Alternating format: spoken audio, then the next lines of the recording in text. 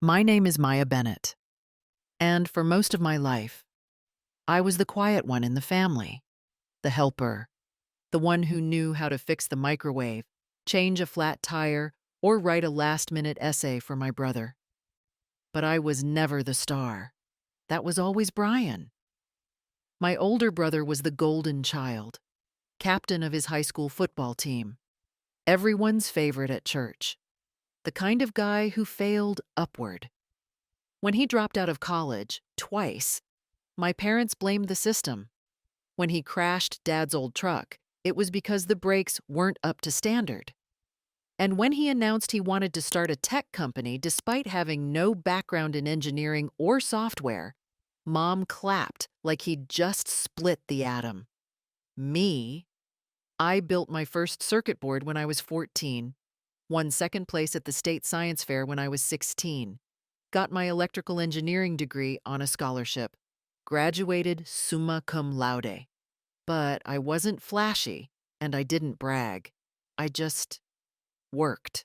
3 years ago, I started developing a device I called Vera in my free time. Vera was a smart, compact power optimizer, a little box that could cut electricity bills by 30% just by learning the energy habits of a household. I didn't tell anyone, not because I wanted to hide it, but because I knew they wouldn't care. I worked on Vera in the garage after work. Nights, weekends. Sometimes with frost forming on the windows because our heater barely worked, but that didn't matter. The idea mattered. And last month, it worked.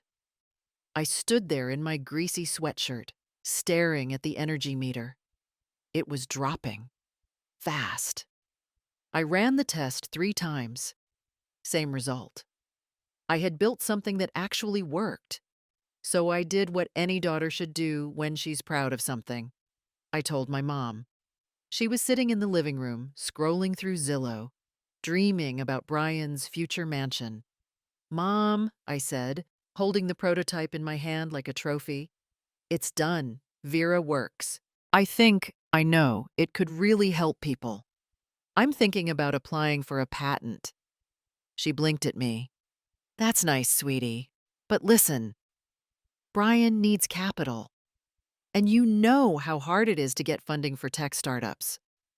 What if, now hear me out, you sell this little gadget to someone, get a quick check, and help your brother get started on something real?"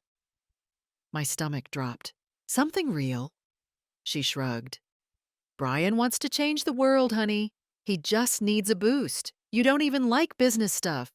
Why not let him take the lead this time?" She said it so casually, like I was handing over an extra pair of shoes, as if the 3 years of lonely trial and error meant nothing, as if all I was good for was supporting someone else's dream. I didn't argue. I just nodded. "I'll think about it." But in that moment, I knew. I wasn't going to sell my invention to support Brian. I was going to build something bigger than they could imagine. And one day, they'd see me, not as the helper, not as the quiet girl in the garage, but as the woman who created something too brilliant to ignore. The following weekend, Mom hosted a casual dinner at our house. That was code for she invited over half the neighborhood to gloat about Brian's so-called business plan. I stood by the kitchen island, setting out trays of garlic bread and cheap wine, while Brian walked in like he already had a billion-dollar IPO. Same smug smile, same pressed button-down shirt he only wore when he wanted to impress people. No one noticed the stubble under his chin or the fact that he was still living off of Mom's credit cards. As guests trickled in, I kept my head down, trying not to draw attention. I wasn't in the mood to smile, especially after what Mom had said to me just a few days earlier. Vera, the device I'd poured my soul into, was apparently a cute little side project. And I was just the support team. Halfway through dinner, glasses clinked. Mom stood up, holding her wine like she was at a fundraiser. "I just want to take a moment." she said, her voice bright and performative, to celebrate my son, Brian. He's about to launch something truly revolutionary, an app that will change how people find house painters. People clapped politely. I blinked. House painters?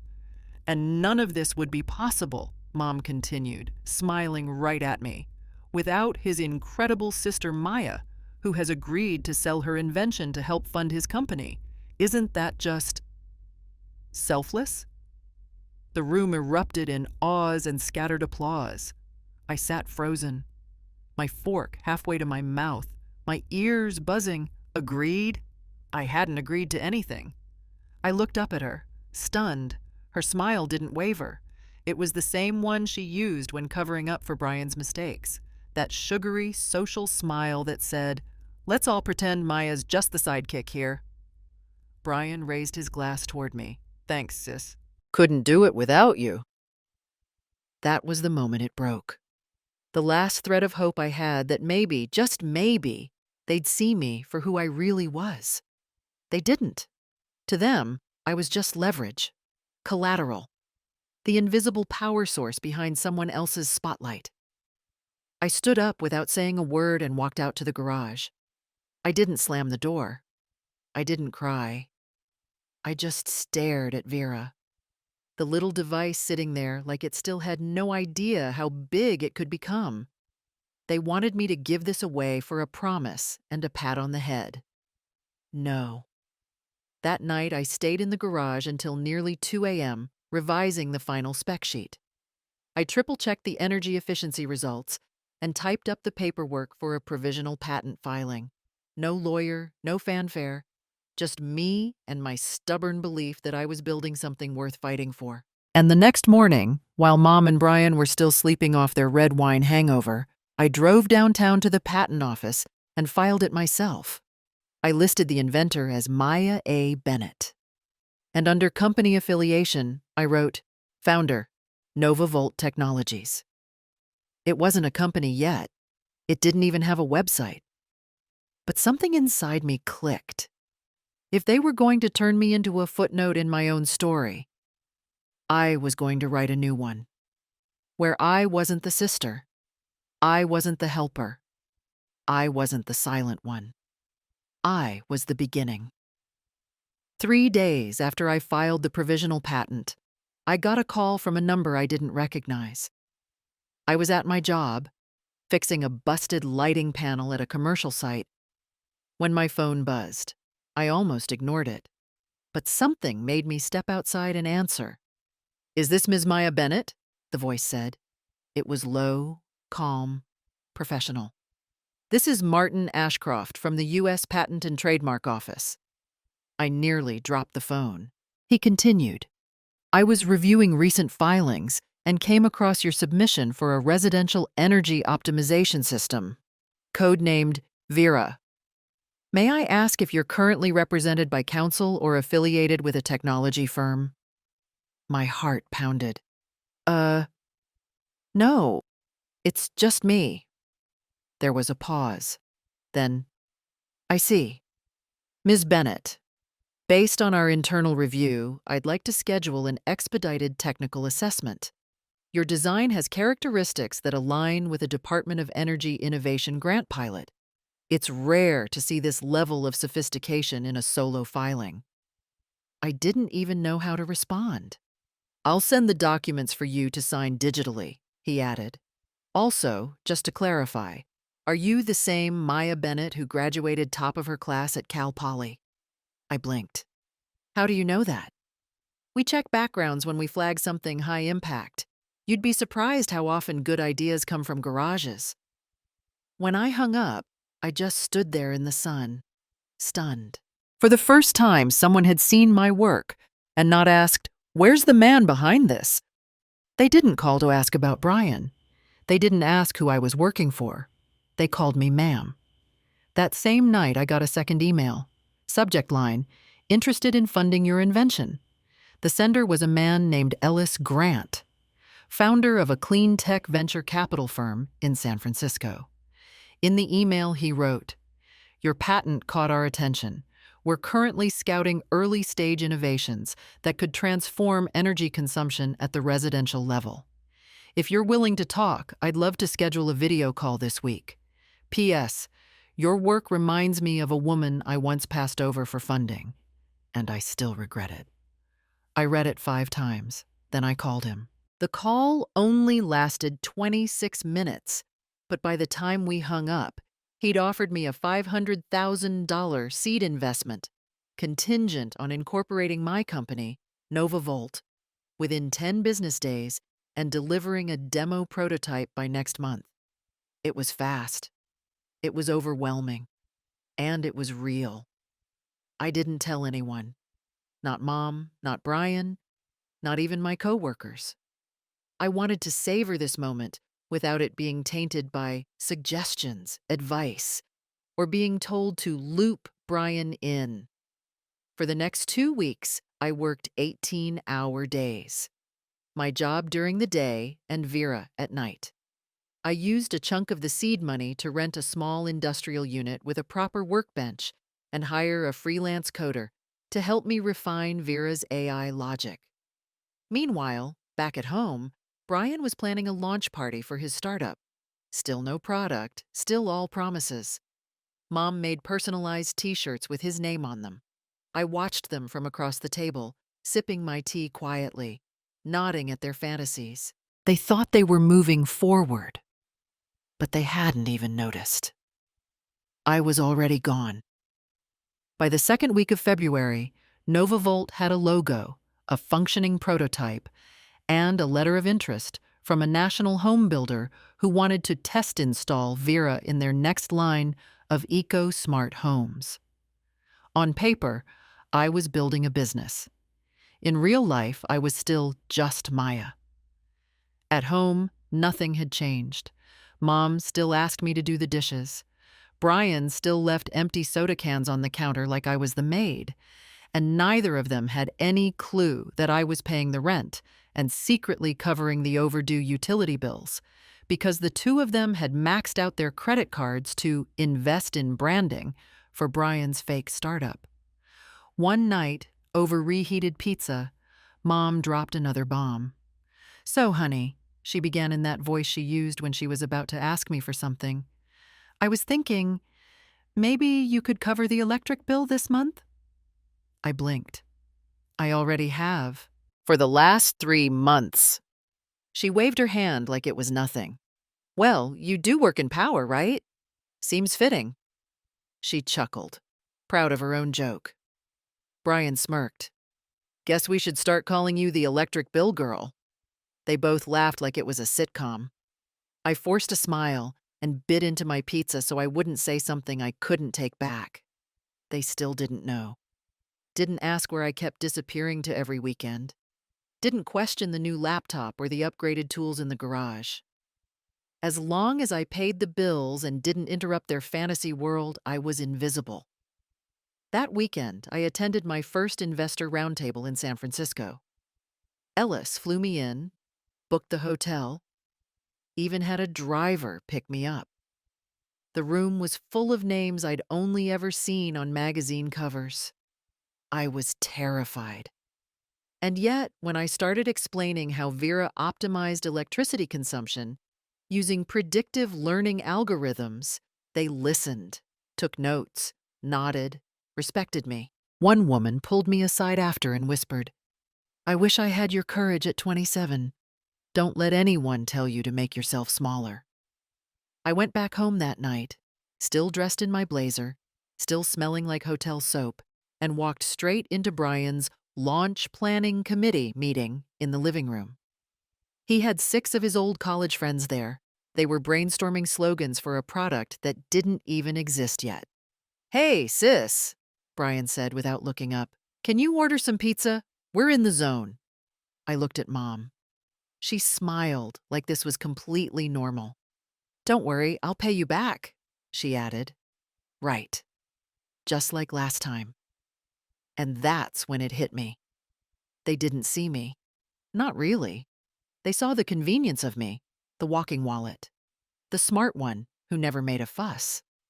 the girl who would never say no, no matter how deep the cut. But that was going to change. The next morning, I emailed my landlord and requested to end the lease early. I moved into a small studio 10 minutes from my new workspace.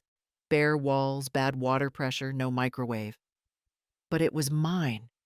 And for the first time in years, I didn't wake up to dirty dishes, passive-aggressive comments, or my name being used as a punchline. I didn't tell them I moved out. I didn't leave a note. When Mom called to ask why the lights weren't working and the rent hadn't been paid, I simply said, "Maybe Brian's startup can cover it. I'm sure he has a pitch deck for that." And I hung up. It happened on a Thursday morning. I was sitting at my desk in the NovaVolt studio, sipping instant coffee and reviewing early customer feedback from our beta testers, when my phone started buzzing like a beehive on fire. At first, I thought it was spam. Then I saw the subject lines. "Is this you on Forbes? Ma'am, page 1. You've officially made it." My heart thudded.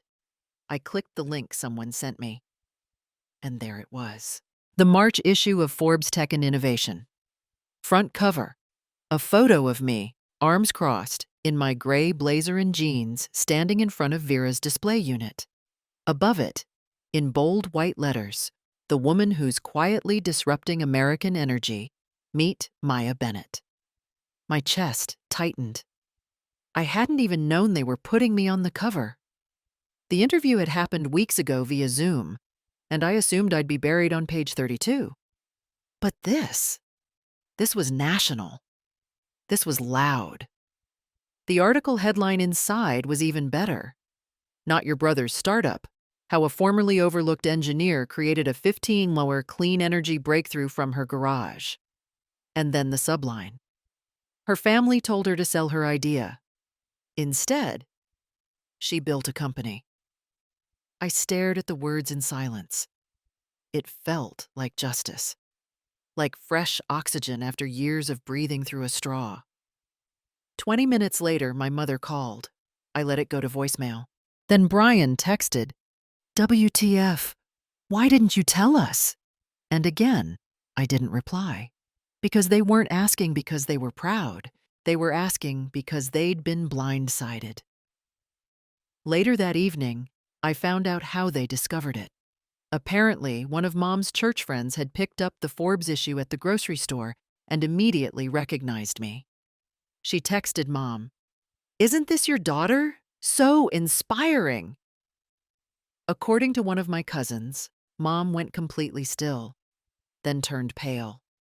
And when she read the article and realized it not only praised me, but never once mentioned her or Brian, she lost it. She called me that night, 3 times. Left a voicemail with a trembling voice. "You should have told us. We're your family.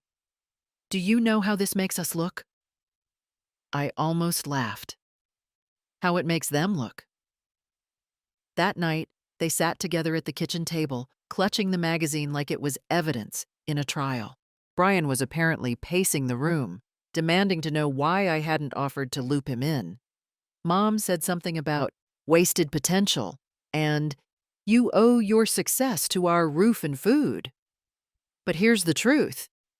They didn't raise a success. They raised a survivor. And survivors don't owe the storm anything. The next morning, I walked into the office to find 24 congratulatory bouquets from strangers, CEOs, and even one from the mayor's office. But there was one note I kept on my desk. To the woman who proved that genius doesn't need permission. You inspire more of us than you'll ever know. Keep going, L. I never figured out who L was, but I kept the card anyway. It reminded me that even when your own family refuses to clap for you, the world is full of people watching and rooting for the moment you finally take the spotlight they tried to dim. And I had no intention of giving it back. The knock on my studio door came 2 days after the Forbes issue hit shelves nationwide. I was expecting a delivery. What I got was my mother. She stood in the doorway wearing pearls and perfume like she was attending a brunch, not barging into the space I built with my own hands. And right behind her, of course, Brian, arms folded, sunglasses on, like he thought this was some sort of investor pitch. Wow, Mom said, stepping inside uninvited, scanning the clean industrial space, the walls filled with prototype versions of Vera. This is more than we expected. Brian gave a low whistle. So this is where all the money went. I didn't answer. She turned to me with that tone, half wounded, half condescending. Maya, I think we need to talk, as a family. I crossed my arms. I'm listening. Mom pulled out the Forbes magazine from her purse, already folded to my article. You should have come to us sooner. We could have helped guide you, manage the attention. You're smart, but you're not media trained, and this sudden success is mine, I interrupted. All of it. She flinched like I'd slapped her. Brian stepped forward. Look, we're not here to fight. We're just saying, this company, it's your name. Our name. You built it under our roof, with our support. That counts for something. I stared at him. The same man who once told me my little circuits were a waste of time was now claiming ownership? You mean the roof where you used my half of Grandma's inheritance to cover Brian's rent? The support that came in the form of unpaid bills and backhanded compliments? Silence. Mom pressed her hands together like she was praying for patience. Maya, listen to yourself. We're your family. That's why you should share this. This success, it belongs to all of us. I let the weight of her words hang in the air for a moment. Then I walked to the far wall and grabbed a framed document, the official patent approval letter with my name and company sealed in gold foil. I held it out toward them. Does it say our name or mine? Neither spoke. I set the frame down gently. I filed the patent. I funded the prototype. I pitched to investors. I worked every hour while you laughed at me, ignored me, and used me like a credit card. So no, this doesn't belong to all of us. Brian scoffed. That's cold. I turned to him, finally letting my voice rise. What's cold is being humiliated at a dinner party so you could look important. What's cold is being told to sell my invention for your fantasy app. What was it again? A service to match homeowners with house painters? His jaw clenched. Mom stepped in again, voice trembling. We made mistakes, but you owe it to us to... No, I cut in. I don't owe you anything. Not after the way you treated me like a backup plan. The air in the room was ice. She opened her mouth to argue, but then, finally, closed it. I walked to the door, held it open. This is the part where you leave. They hesitated, but they knew. The version of me they once manipulated was gone. This Maya? She wasn't asking for permission anymore. Before they stepped out, Mom turned once more. You're going to regret shutting out your family. I didn't even blink. I already regret wasting so many years hoping you'd ever act like one. I closed the door. And I didn't look back. The day of the product launch was warm for early spring, the kind of sunlight that made everything shimmer a little. The Nova Volt event was set in a private conference space downtown, sleek and modern, with spotlights on stage and a demo unit of Vera glowing soft green at the center, like a beating heart. The guest list was curated: investors, clean energy journalists, 2 city officials, and several early adopters from the pilot program. Every chair had a custom folder with my logo embossed on the front. And on stage, there was just one name printed on the banner behind me: Maya Bennett, founder and CEO. 15 minutes before showtime, my assistant came over. Hey, there's a woman at the front desk asking for VIP seating. Says she's your mother. She's got someone with her. Your brother, I think? I took a deep breath. Put them in general seating. Second section. Back left corner. She blinked. You sure? I'm not their opening act. I walked toward the dressing room, heels echoing sharply down the hallway. My heart was pounding, but not from fear, from clarity, from ownership. The launch began with a spotlight. My voice echoed through the room as I stepped up to the podium. 2 years ago, I was working on Vera in my garage with borrowed tools, no funding, and no one who believed in the idea but me. The room fell quiet. I was told to sell it, to give it up, that it was cute, that someone else's dream was more important. But I didn't. Because I knew what this technology could do, not just for energy bills, but for independence. For people like me who were told to stay small. A pause. I scanned the room, and there they were. Mom and Brian, in the far corner. Not in the front row, not in the spotlight. Just faces in the crowd. I continued, steady and unapologetic. Vera is not just a device. It's a statement that quiet people build loud things, that overlooked people change the world when no one's watching. Applause started before I even finished the sentence. I introduced the engineering team, gave a short demo of Vera's auto-adjust feature, then invited the media to test it live. Cameras flashed. Investors nodded. One of them mouthed, "She's a star." After the event, I stood by the product booth, accepting congratulations and handshakes. That's when they approached. Mom looked like she was holding her breath. Brian shoved his hands in his pockets like a sulky teenager.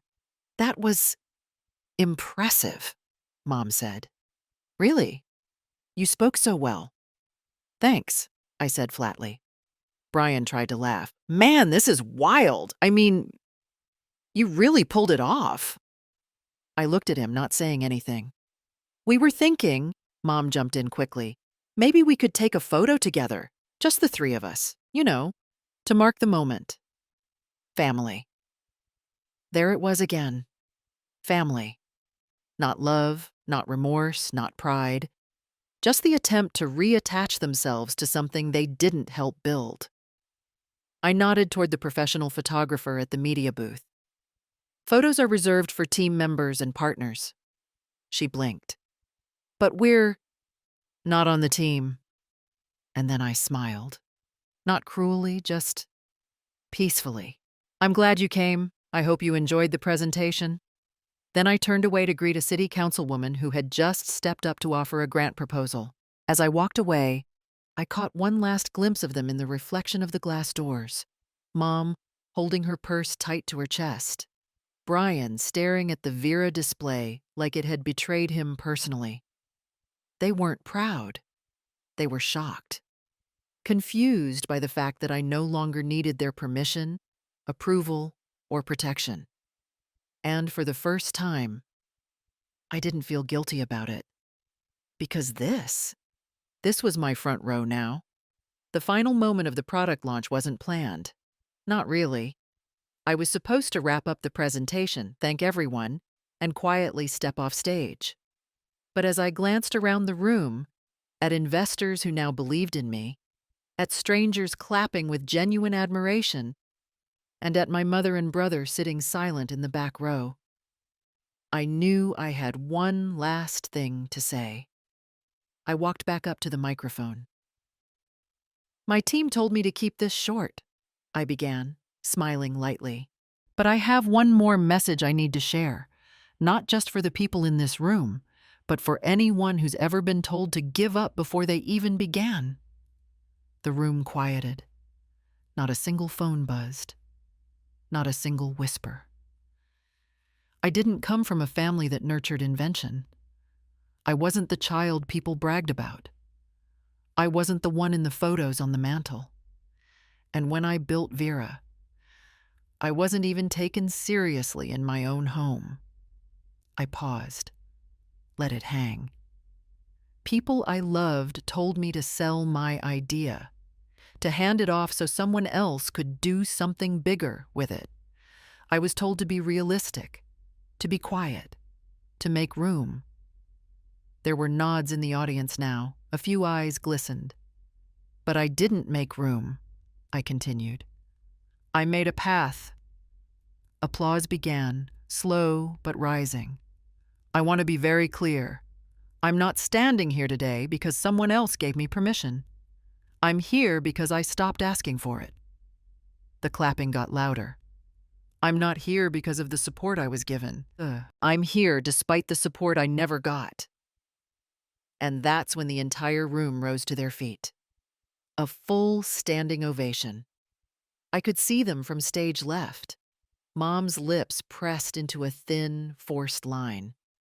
Brian slumped in his chair, arms crossed, the realization finally sinking in that this wasn't his moment.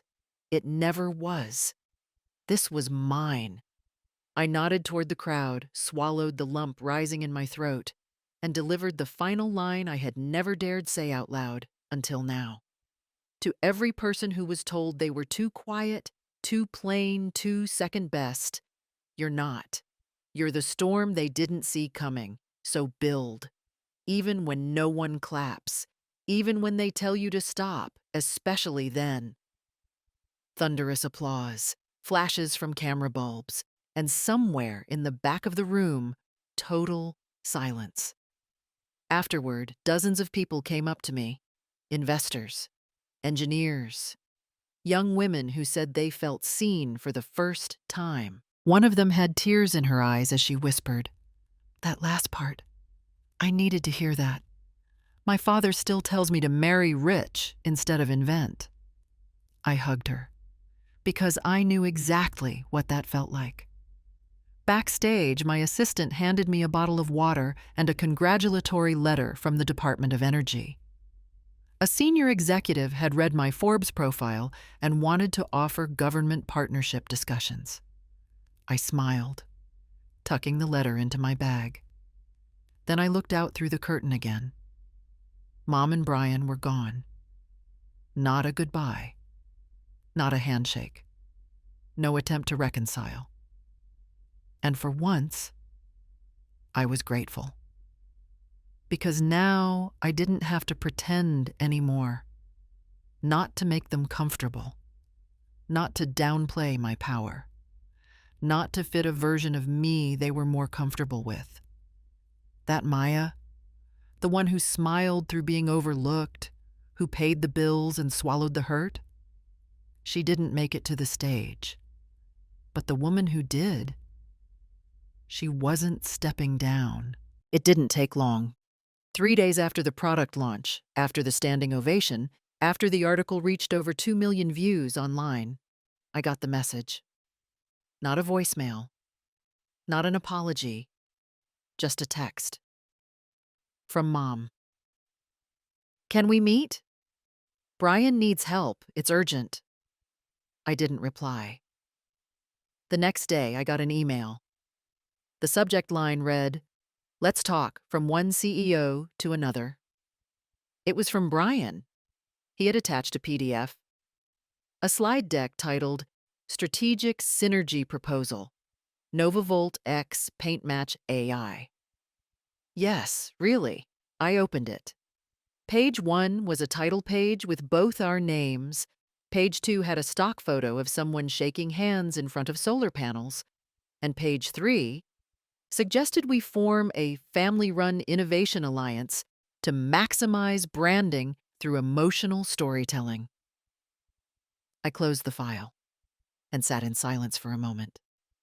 Not out of shock, but out of absolute exhausted disbelief. They still didn't get it. To them, my success wasn't something sacred. It was just another resource to mine, another asset to attach their names to. I didn't answer his email either, but later that week I received an unexpected visitor at my office. My receptionist buzzed me. "Your mom is here, says she won't leave until she sees you." I looked up from my monitor. took a slow breath, then said, "Send her in." Mom entered, dressed like she was going to brunch with a senator. Pearl earrings, pressed blouse, eyes already a little wet. "Maya," she said softly, trying to sound maternal again. "I know things got out of hand, but we're still family." I didn't speak. She stepped closer. "Brian is in trouble. He maxed out his credit line. The business he pitched, it didn't take off. I know he made mistakes, but he's your brother." I waited. Then she dropped the act. "We need help." There it was. Not a request, not a recognition, just the old script. "You're the responsible one. Fix it." I leaned back in my chair and looked her directly in the eye. "Let me ask you something, Mom. When you told everyone I had agreed to sell my invention to support Brian, did you believe I was going to succeed someday?" She flinched. "I thought maybe in a smaller way." I nodded. "So you didn't believe in me, not even enough to ask what the invention did?" Silence. "And now that it's profitable, now that I've proven I'm capable on my own, suddenly I'm family again?" Her voice cracked. "Maya, I never meant to—" "I'm not angry anymore," I cut in, calm. "I'm just done pretending that biology equals entitlement." I stood up, walked around the desk, and handed her a letter. She looked down. It was a formal decline of partnership proposal addressed to Brian. "I wish you both well," I said. "But NovaVolt was built from silence, from being dismissed. And I won't let the same people who tried to dim my light now claim a piece of its shine." She didn't cry. She didn't argue. She simply folded the letter in half, nodded once, and left. That night, I sat alone on my studio balcony, watching the city lights flicker on. Not out of loneliness, but peace. The door was closed, not slammed, just sealed, because I finally understood. Forgiveness doesn't mean re-entry, and just because someone shares your blood doesn't mean they get to share your legacy. It's been 6 months since the launch. Vera units are now in 12 states and counting. NovaVolt has expanded to a team of 42 engineers, coders, and operations specialists. We just signed a deal with one of the top sustainable housing developers in the country. I've been invited to speak at 2 innovation summits and a TEDx event. And I still wake up every morning at 6 a.m., make my own coffee, and open the lab myself. Not because I have to, but because I want to. Because I remember what it was like to work in the garage at midnight, fingers numb, lights flickering, wondering if anyone would ever care. Now, they care. But the thing is, I don't need them to. Not anymore. The first time someone called me ma'am, it startled me. I wasn't used to being respected. I wasn't used to being seen.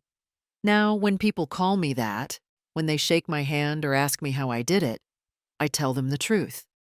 I stopped asking for permission. That's where it started. It wasn't about proving my family wrong. It was about finally treating myself as someone who deserved to be right. My mother and brother haven't reached out since the day I gave her that letter. No more surprise visits. No more guilt-laced texts. And honestly, that silence feels a lot more peaceful than the noise of being underestimated. I don't hate them. I don't need revenge anymore. Because the biggest form of revenge was this: success with my name on it, not theirs. Some people think revenge is fire, explosive. But sometimes it's quiet. It's showing up in rooms they said you'd never belong in. It's being introduced as the woman who changed the game by people who don't even know what you've survived.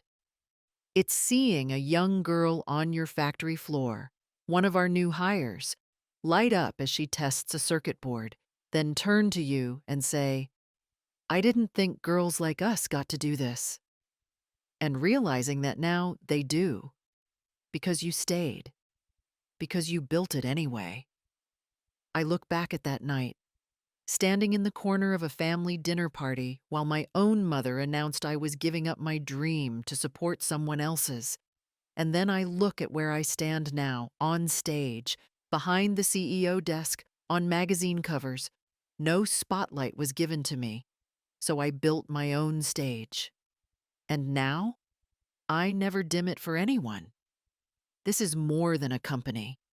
It's a declaration that women who are overlooked, dismissed, told to be realistic, can and will become something too powerful to ignore. I didn't need their applause. I needed to remember that my voice was enough. And now that I've found it, I'm not done speaking.